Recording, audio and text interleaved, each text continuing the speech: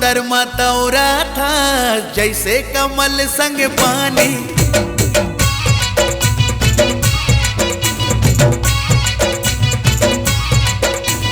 मन के समुंदर मतौरा था जैसे कमल संग पानी। तोर बिना जीना मुश्किल है कहीं हमोर जिनगानी। तै मोरे आशा मैं तोरे प्यासा नहीं हवस वो सोन मछरी वो रानी सोन मछरी वो रानी सोन मछरी ओ रानी सोन मछरी।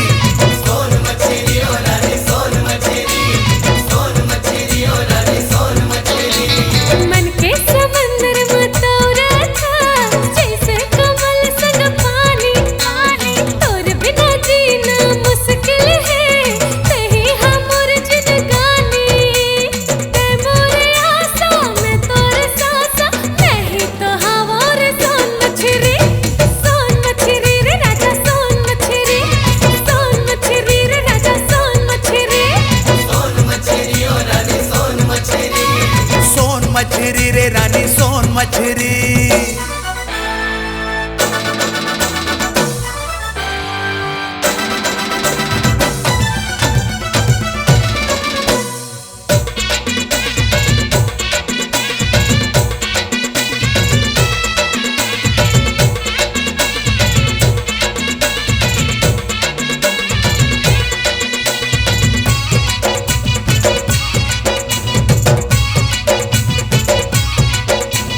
मैं तोरे राजा तै मोरे रानी तही हमोर फूल कहना।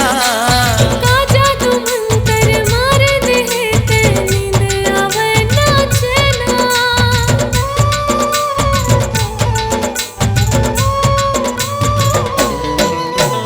मैं तोरे राजा तै मोरे रानी तही हमोर फूल कहना। काजा तू मंतर मार दे ते नींद आवे ना चैना। मनमा समागे अंतसमा जागे तही हवस वो पान कतेरी।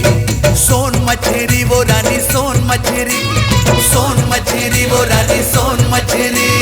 सोन मछरी रे राजा सोन मछरी।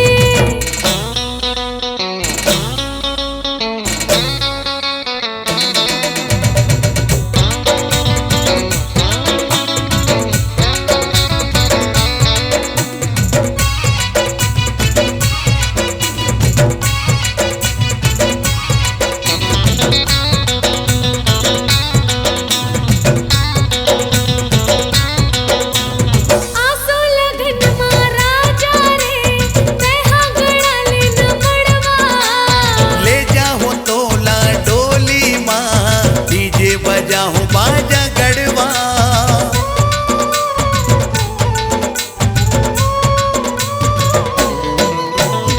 आसो लगन मां राजा रे तैहा गड़ा ले न मड़वा।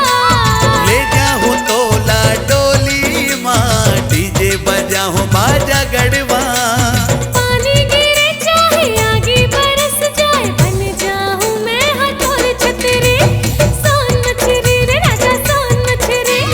सोन मछरी ओ रानी सोन मछरी। सोन मछरी रे राजा सोन मछरी। मन के समुंदर मतौरा था जैसे कमल संग पानी। तोर बिना जीना मुश्किल है तही हवस जिनगानी। तै मोरे आशा मैं तोरे सासा नहीं तो हवार सोन मछरी ओ रानी सोन मछरी। सोन मछरी वो रानी सोन मछरी। सोन मछरी रे राजा सोन मछरी। सोन मछरी वो रानी सोन मछरी। सोन मछरी सोन मछरी सोन मछरी।